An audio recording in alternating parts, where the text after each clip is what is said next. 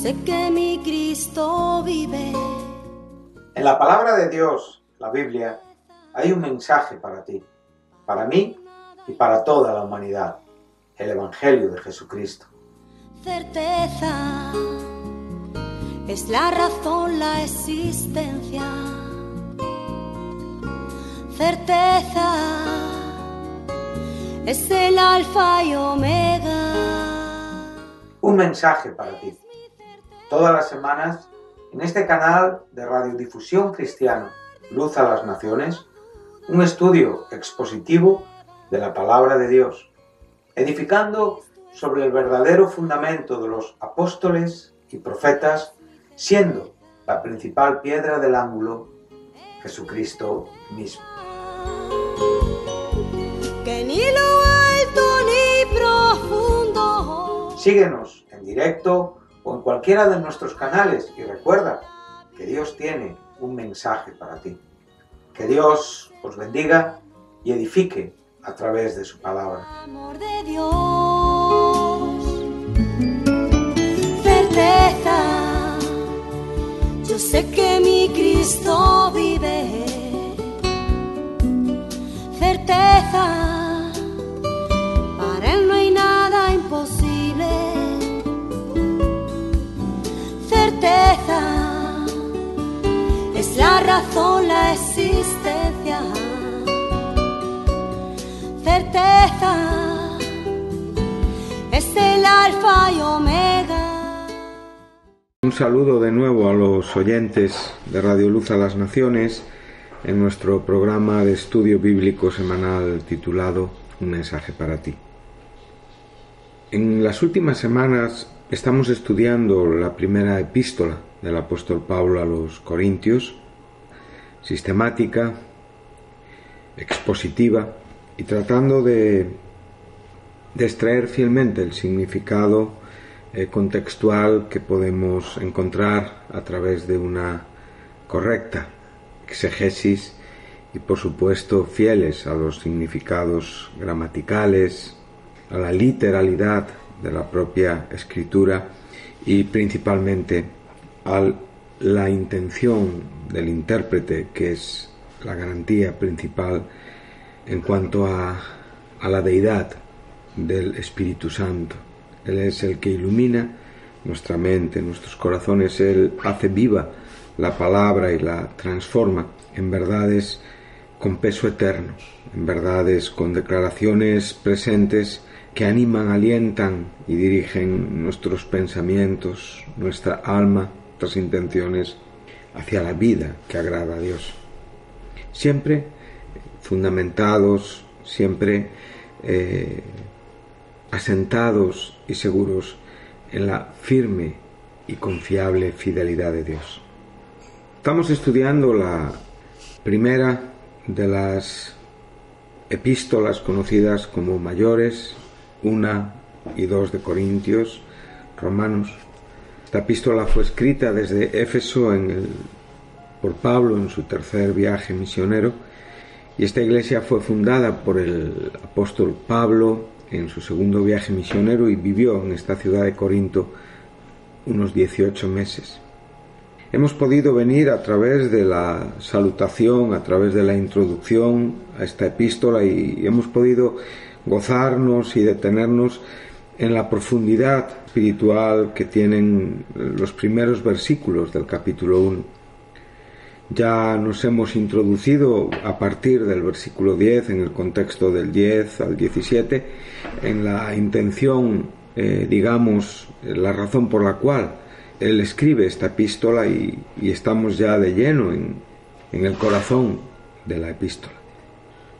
Bueno, ha habido un cambio, realmente se ha producido, podríamos llamar, una digresión entre lo que estábamos leyendo y lo que estamos leyendo en estos momentos. Venimos de términos como llamado, el verbo kaleo, que en el Nuevo Testamento nos habla de esa orden, de esa acción basada y fundamentada en el previo conocimiento de Dios, con propósitos evidentemente divinos hacia las personas, y lo hemos podido ver en el ministerio del apóstol Pablo. Así comienza esta epístola, Pablo llamado a ser apóstol de Jesucristo por la voluntad de Dios. Hemos podido contemplar la propiedad de este apostolado, que no era otro dueño que el Señor Jesucristo, y la voluntad llevada a cabo por el Dios Padre. Se une un hermano que evidentemente no entra en el grupo, digamos, bien diferenciado de estos apóstoles que culminan con Pablo, Sóstenes, y se dirige a esta iglesia de Dios que está ubicada en Corinto, y a estos también le llama santificados, y también usa el verbo kaleo para decir llamados a ser santos. Y hemos podido venir a través de todos estos versículos, y hemos podido concluir en el versículo 9, donde fiel es Dios, sobre lo que Pablo asienta, todo lo que la Escritura es, todo lo que la Escritura propone, todo lo que un cristiano debe de pensar y sentir en la vida, evidentemente para asegurar una vida de propósito. Hemos podido ver y hemos podido hablar de que posiblemente uno de los grandes errores que hoy existen en el cristianismo moderno, en el cristianismo actual, es una dedicación en muchos casos exagerada, motivada únicamente por aquello que causa un beneficio, un placer, y lo que es peor, concluyendo que esos resultados que muchas veces no son más que ideas y búsquedas en una manera carnal, se le atribuyen conclusiones, resultados espirituales atribuidos a la fidelidad de Dios. Bueno, tenemos que huir de estos engaños, tenemos que tratar con seriedad nuestras vidas, tenemos que exponernos a la palabra de Dios, como bien nos enseña el Santiago en su carta, en su epístola en el Nuevo Testamento, donde claramente nos habla en el capítulo 1, en el versículo 25, dice: más el que mira atentamente, que es el término griego parakipto, nos está hablando de una mirada que conlleva una inclinación, de una mirada que conlleva una atención humilde, de una mirada que realmente necesita que dobleguemos, que tengamos una intención. Es la misma palabra que se usa cuando Pedro y Juan llegaron al sepulcro de Cristo. Esto lo encontramos en el verso 5 del capítulo 20, y dice que bajándose a mirar vio los lienzos. Entonces aquí vemos este mismo término que nos está enseñando que nuestro deber es inclinarnos a poder comprender aquello que realmente la palabra de Dios nos quiere decir. Entonces dice que el que mira atentamente en la perfecta ley, la de la libertad, aludiendo claramente a la palabra de Dios, y persevera en ella, no siendo un oidor olvidadizo, sino hacedor de la obra, éste será bienaventurado en todo lo que hace. Bueno, si algo podemos aprender de estos corintios, es que eran oidores olvidadizos, es que realmente no estaban mirando atentamente en la perfecta ley. Realmente estaban siendo oidores olvidadizos, y por consiguiente y como resultado no estaban siendo bienaventurados en todo aquello que hacían. Bueno, quiero decir que el cambio, la digresión que ahora mismo nos encontramos en el versículo 10, parece que está hablando de otras personas, que no son estos llamados a ser santos, que no son estos santificados en Cristo Jesús, pero sí lo son, y eso también nos enseña evidentemente algunas cosas importantes en la Iglesia. Intuimos, entendemos que no todos los integrantes de esta Iglesia de Corinto eran personas, como bien aquí Pablo nos enseña, causantes de divisiones. Entendemos que había cristianos fieles, pero también podemos ver que había mucho partidismo, que había muchas personas que estaban identificadas con hombres, no con Cristo. El propio Pablo aquí se menciona en estos en estos partidos, y se menciona en el verso 12 en el primer grupo. Algunos dicen yo soy de Pablo. Por lo tanto, podemos comprender que sí que había un grupo grande o pequeño de personas que estaban equivocadas en sus planteamientos, en sus ideas bíblicas, en sus desarrollos cristianos, y estaban haciendo y causando daño a la Iglesia. Podemos ver como el término, evidentemente, división, nos enseña una división es aquello que nos separa de algo, que rompe bruscamente la unidad con algo o con alguien. Una división establece dos, ese es un mínimo, ¿no? El mínimo que podemos dividir de aquello que era uno. Y a partir de ahí se pueden generar más divisiones, pueden llegar a ser muchos. Pero lo que quiero decir, y para mí es muy importante, es que Pablo está partiendo de una unidad indivisible, que es Cristo Jesús. De una unidad indivisible, que es la Iglesia. Estamos hablando de conceptos que han sido creados en una unidad fundamentada en la obra del Hijo cumpliendo la voluntad del Padre en la cruz del Calvario. Por eso es Cristo, y hemos citado algunos versículos del capítulo 17 del Evangelio de Juan, donde donde Juan nos enseña la oración sacerdotal de Cristo en Getsemaní, donde claramente Jesús ora para que sean uno en Él, como Él con el Padre era uno, y para que el mundo pudiera conocer que realmente tú le habías enviado, o sea, que el Padre había enviado al Hijo y que a la vez el Hijo había enviado a sus discípulos. Por lo tanto, la Iglesia tiene que ser representativa de una unidad espiritual y bíblica, no fundamentada en buenas intenciones o en acuerdos o en pareceres o sencillamente en conveniencias de hombres. No, estamos hablando de una unidad fundamentada en Cristo Jesús. Estuvimos en el capítulo 4 de la epístola a los Efesios, donde claramente el verso 3 nos enseña que tenemos que ser solícitos en guardar la unidad del Espíritu en el vínculo de la paz. Por lo tanto, aquí se nos está proponiendo, se nos está exhortando, realmente tiene una connotación importante en una acción necesaria, es una solicitud. Aquí tenemos una expresión que también la podemos encontrar cuando en el verso 7 de esta primera epístola a los Corintios dice que de tal manera que nada os falta, esperando.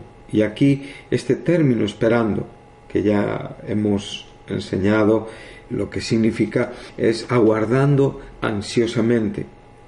Y aquí en esta manera nos está enseñando lo mismo, o sea, tenemos que estar ansiosos, diligentemente, solícitos, un celo constante, responsable por guardar. Y la palabra guardar es un término que nos enseña que estamos constantemente observando algo y cuidándolo, ¿sí? Cercándolo, manteniéndolo, atendiéndolo. Y ante todo, entendiendo que no es una obra humana, sino que la unidad del Espíritu es una obra de Dios. Por lo tanto, nuestro deber es tener una acción espiritual, es una comprensión bíblica para tener un comportamiento bíblico. Bueno, podemos ver que esta no era la actitud de estos cristianos. Ellos no estaban mirando atentamente. Se habían separado del significado fundamental, del principio fiel, confiable, de aquello que es representativo de Dios, de la seguridad que únicamente propone y que realmente asegura su persona, y habían empezado a tratar de desarrollar ideas personales propias en la Iglesia. A lo cual el apóstol les enseña, versículo 10, os ruego pues, hermanos, por el nombre de Jesucristo. Aquí hemos enseñado este término griego parakaleo, o ruego, es una manera cariñosa, educada, pero a la vez exhortativa de pedir algo. Una forma muy característica del apóstol en sus epístolas. Se dirige a sus hermanos, por lo tanto no está hablando ni a enemigos, ni a desconocidos, está hablando a aquellos que comparten vida dentro del mismo cuerpo al que él pertenece. Está hablando de aquellos, como bien nos enseña la primera epístola a los Corintios, capítulo 12, versículo 13, que habían sido bautizados, que habían sido sumergidos, introducidos por el mismo Espíritu al cuerpo de Cristo, cual nos indica que todos tuvieron un punto de partida semejante o igual, el nuevo nacimiento. No hay otra forma de entrar al cuerpo de Cristo, no hay otra forma de pertenecer a la Iglesia que no sea por la obra transformadora de Dios a través de la persona de Jesucristo.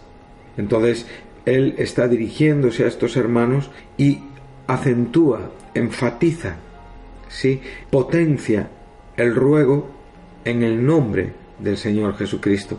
Y aquí recordamos esa traducción que nos fue tan útil, la traducción inglesa Phillips, ¿no?, donde se nos enseña que una manera muy acertada de presentar esta expresión es por todo lo que nuestro Señor Jesucristo representa. Bueno, pues ahora ya les va a dirigir hacia aquello que no debe de existir, hacia aquello que no debe de verse en las conductas de aquellos que forman la Iglesia, ya que cuando nosotros dejamos de mirar atentamente, de tener un comportamiento digno, de tener un caminar digno de la vocación con que fuimos llamados, entonces empezamos a ser víctimas de una ceguera espiritual. Y casi siempre la ceguera espiritual es una consecuencia, evidentemente, de una rotura en la comunicación de la fuente de la vida y de la visión y de la inteligencia espiritual, que es Dios. Evidentemente es una consecuencia de la incomprensión de la Escritura. Cuando nosotros dejamos de comprender la Escritura como la Escritura debe de ser comprendida y presentada, entonces primeramente nosotros somos ya víctimas de esta ceguera y evidentemente trasladamos y explicamos, y lo que de nosotros se presenta como un consejo bíblico no es más que la propia ceguera que nosotros tenemos. Y sabemos perfectamente que fue Jesús quien nos enseñó que un ciego no puede guiar a otro ciego, porque los dos irán al hoyo. Tenemos que tener mucho cuidado, hermanos. Tenemos que tener mucho cuidado, queridos oyentes, en cómo nosotros transmitimos la palabra de Dios.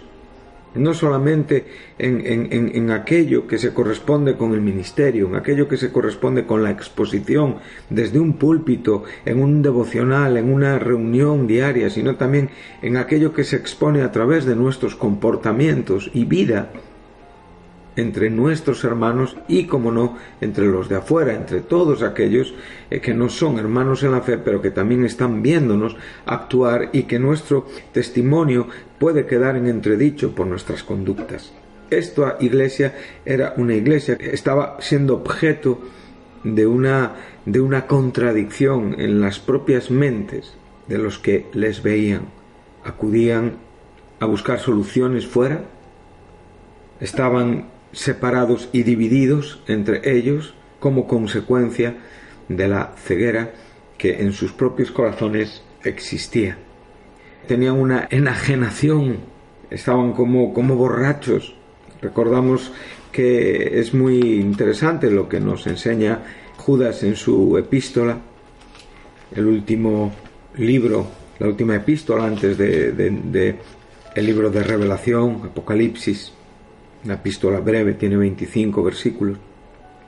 Y dice así en el verso 19, refiriéndose a aquellos que estaban causando daño en las filas de la iglesia. Está hablando de esas falsas doctrinas, de esas herejías, de esos falsos maestros. Y dice que en el verso 16 que estos son murmuradores querellosos, que andan según sus propios deseos, cuya boca habla cosas infladas, adulando a las personas para sacar provecho. O sea, eran unas relaciones fundamentadas y basadas únicamente en la carnalidad. Es lo que le estaba pasando a los corintios.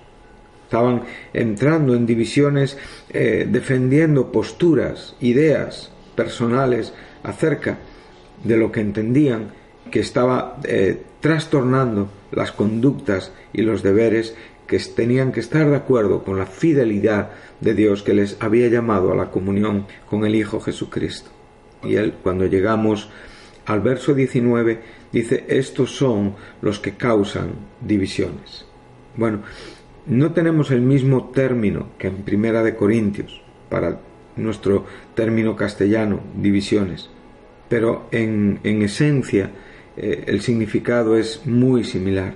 En este caso, aquí, este término nos enseña que estaban haciendo una división, pero hacia aquello que realmente era una falsa enseñanza.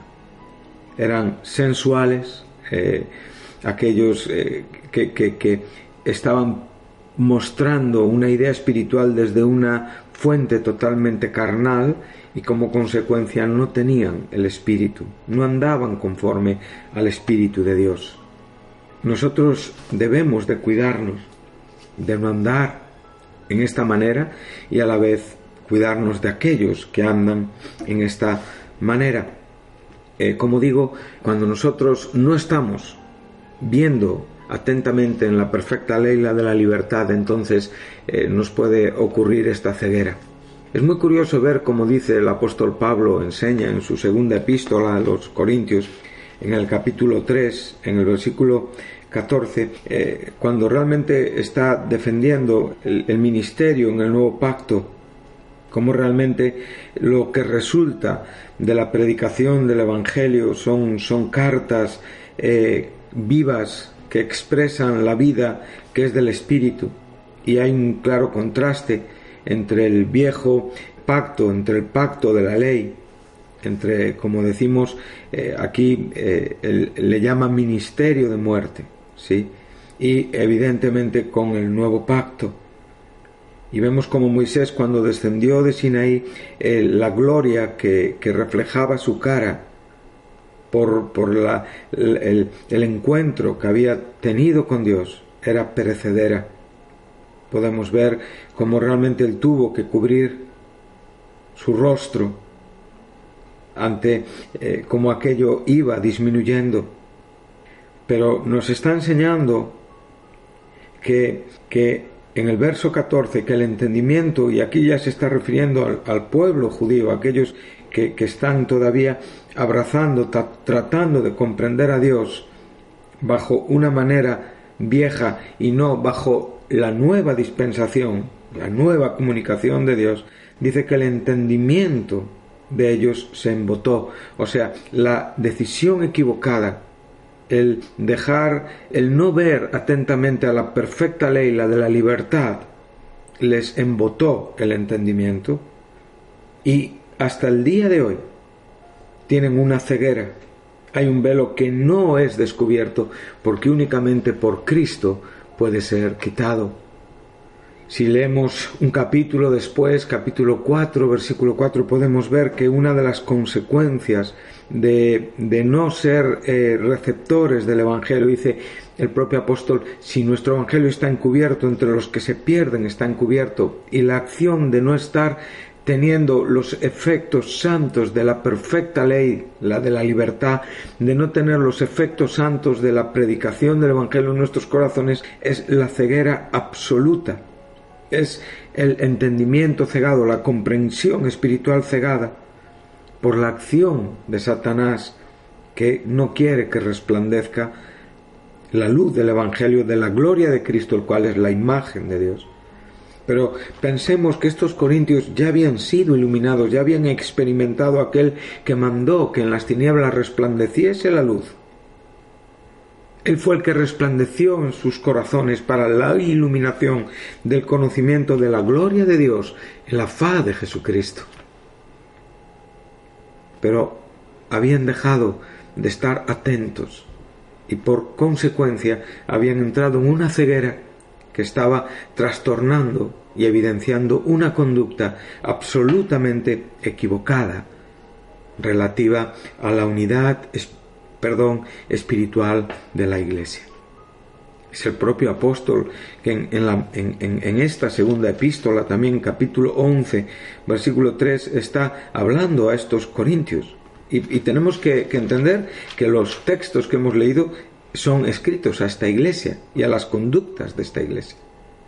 Y dice claramente, verso 3, capítulo 11, pero me temo que como la serpiente con su astucia engañó a Eva, vuestros sentidos sean de alguna manera extraviados de la sincera fidelidad a Cristo.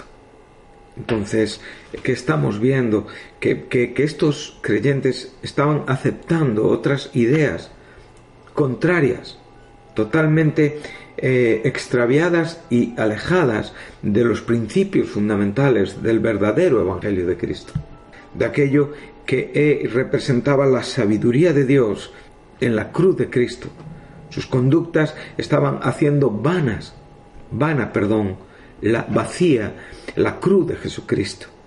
Y es por esto que Pablo les está diciendo: os ruego, hermanos, por el nombre de nuestro Señor Jesucristo, que habléis todos una misma cosa, que os pongáis de acuerdo. Es lo que nos enseña la versión de las Américas, que realmente tengáis un mismo sentir, que seáis uno en Cristo Jesús y que no haya entre vosotros divisiones. Aquí la palabra división es un término griego de donde viene nuestro término cisma, ¿sí? Y aquí está enseñándonos que hay una ruptura, que hay una desaveniencia, que hay una división. Recordamos al propio Señor Jesucristo cuando fue juzgado y fue acusado de sanar por la acción de Belcebú. Esto nos lo enseña el capítulo 12 del Evangelio de Mateo. Esto nos lo enseña el capítulo 3 del Evangelio de Marcos, versículo 24. Esto nos lo enseña el capítulo 11 del Evangelio de Lucas, versículo 17. Y claramente el Señor nos enseñó que una casa no puede estar dividida contra sí misma. O sea, no puede venir sobre... Ahí el término nos enseña que esa casa no puede venir sobre esa misma casa, porque la destruiría. Entonces podemos ver la importancia, y ahí claramente está describiendo evidentemente la diferencia existente entre Satanás y Dios. Satanás no va en contra de sí mismo, pero actúa provocando divisiones en aquello que es el seno de la santidad, el seno de la vida cristiana, el seno de esa obra maravillosa de Dios que es la Iglesia. Entonces, claramente podemos ver que nosotros no podemos actuar contrario a aquello que es bíblico. No podemos dividir nuestra casa, evidentemente, para ayudar a mantener la estabilidad de aquel que es nuestro enemigo. Tenemos que ir en contra, tenemos que resistir, tenemos que huir de todas las intenciones satánicas. Tenemos que alejarnos de aquellos que causan las divisiones. Observa el verso 17 del capítulo 16 de Romanos. Dice, os ruego, es el último capítulo de esta epístola, dice, os ruego, hermanos, que os fijéis, que tengáis una atención en aquellos que causan divisiones y tropiezos en contra de la doctrina que vosotros habéis aprendido, y que os apartéis de ellos. Porque tales personas no sirven a nuestro Señor Jesucristo, sino a sus propios vientres, y con suaves palabras y lisonjas engañan los corazones de los ingenuos. Bueno, esto era lo que estaba viviendo esta iglesia. Esto era lo que estaban experimentando. Y esto realmente es lo que nosotros podemos experimentar, y es de lo que nosotros tenemos que huir. Nosotros no podemos tener una comunión espiritual con aquellos que causan divisiones, con aquellos que realmente separan el principio fundamental de la unidad cristiana. Pablo les está diciendo que no haya entre vosotros divisiones, que habléis una misma cosa y que estéis perfectamente unidos en una misma mente y en un mismo parecer. Pablo está hablando basado en la información que había recibido de los de Cloé, de que había contiendas. Recordamos este término, eris, lucha con violencia. Estamos hablando de diferentes facciones, Pablo, Apolos, Cefas, Cristo. Y claramente ahí es donde ya llegamos, está dividido Cristo. Por lo tanto, cuando estamos hablando de estas divisiones, y con esto voy concluyendo este programa, estamos hablando de desavenencias, rupturas, divisiones. Es el término que emplea el Evangelio de Marcos en el capítulo 2, 21, exactamente también en el Evangelio de Mateo, capítulo 9, 16, dice: nadie pone remiendo de paño nuevo en vestido viejo, de otra manera el mismo remiendo nuevo tira de lo viejo y se hace peor la rotura, la división. Aquí tenemos esta misma palabra. También la podemos encontrar cuando Cristo en el último día de la gran fiesta, en el capítulo 7 del Evangelio de Juan, también una vez que él proclama que del corazón de los que creyeran en él correrían ríos de agua viva, referentes a que Cristo iba a ser glorificado y que el Espíritu Santo vendría sobre los creyentes. Entonces hubo, dice versículo 43, hubo entonces disensión entre la gente a causa de él. Hubo una ruptura, una división de opiniones. También vemos esta misma palabra en esta misma epístola relativo a cómo se reunían para partir el pan. Dice en el verso 18, pues en primer lugar, cuando reunís como iglesia, oigo que hay entre vosotros divisiones. Y aquí ya tenemos esta palabra en cuanto a la administración, en cuanto a la relación, a la conducta de la iglesia. Y en contraposición, la expresión perfectamente unido es un término que tiene, digamos, su origen en una aplicación médica, que es la acción de empalmar entre sí las partes de un hueso fracturado o volver a unir una coyuntura que se había dislocado. Por lo tanto, recordemos la importancia de estar perfectamente unidos en un pensamiento y en un mismo parecer, que es un mismo propósito. Bueno, queridos oyentes, pues hasta aquí el programa de hoy, hasta aquí nuestro estudio de la primera epístola a los Corintios. Y hemos tratado de explicar lo que aquí se nos enseña y también aplicarlo a nuestra vida, y el consejo para este día es: por favor, mantengamos una conducta adecuada, cristiana, correcta, como consecuencia de quienes somos en Cristo Jesús, para no entrar en una ceguera que no solamente trastorne y confunda y nos dirija evidentemente a un caminar incierto, sino también el efecto que podemos tener sobre otros como consecuencia de nuestro despiste. Que Dios les bendiga y escuchemos el consejo inspirado del apóstol Pablo. Os ruego, hermanos, por el Señor, por el nombre del Señor Jesucristo, que hablemos todos una misma cosa. Que no haya entre nosotros divisiones, sino que estemos perfectamente unidos en una misma mente y en un mismo parecer. Que Dios les bendiga.